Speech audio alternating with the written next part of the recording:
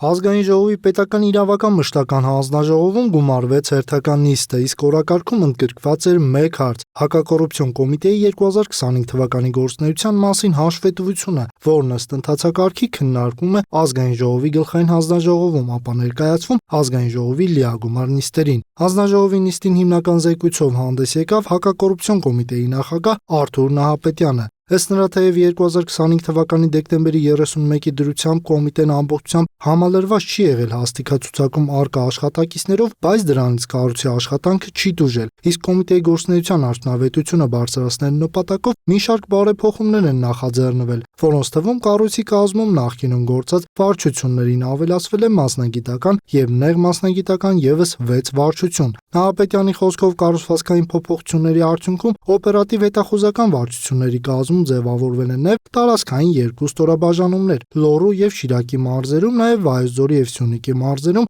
նոր բաժիններ։ Ըստ նրա, նմանատիպ ստորաբաժանումների առկայությունը թույլ է տալիս կառույցին ավելի արդյունավետ գործունեություն ծավալել։ Տարածքային բաժինների ստեղծումը թույլ կտա անմիջապես արձագանքել կոռուպցիոն հրազանգերին, բացի այդ տարածքային ստորաբաժանումների աշխատակիցները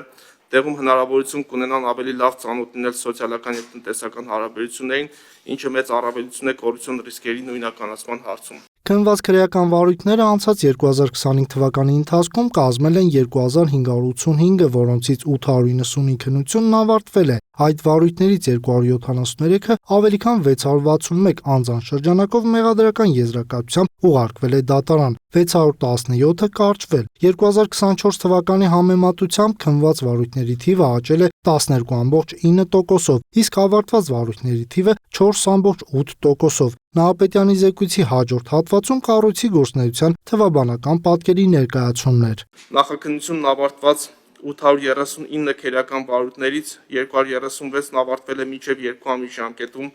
173-ը 2-ից 4 ամիս ժամկետում, 89-ը 4-ից 6 ամիս ժամկետում, 174-ը 6-ից 12 ամիս ժամկետում, իսկ 167-ը 1 տարուց ավելի ժամկետում։ Ավարտված քրեական վարույթներով կալանավորված է եղել 106 մեղադրյալ,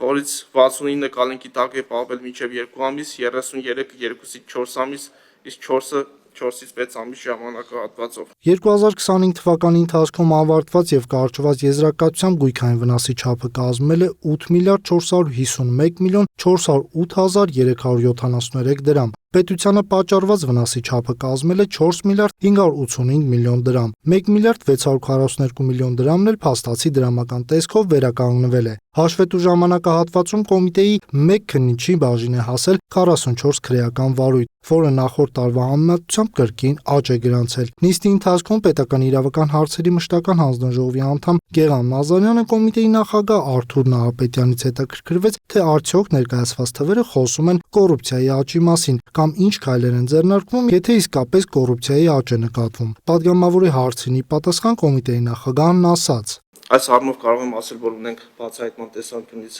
դրական դինամիկա,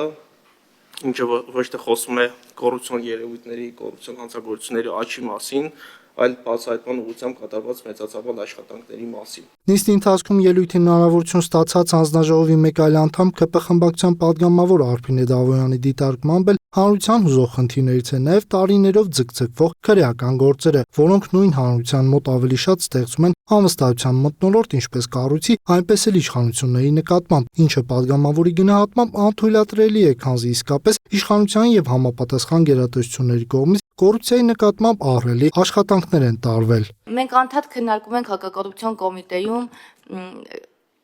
չհամալրված լինելու քննիչներով չհամալրված լինելու հարցը, որը բերում է նաև օրինակ այս գործը 2018 թվականից մինչև այսօր քննվում է եւ որևէ քաղաքացու հետաքրքիր չէ քննիչները շատ են, քիչ են, ինչի են քիչ, այս մարդիկ եւ մենք բոլորս այդ հարցերի պատասխաններն ենք ուզում։ Ինչի են գործերը երկար քննվում։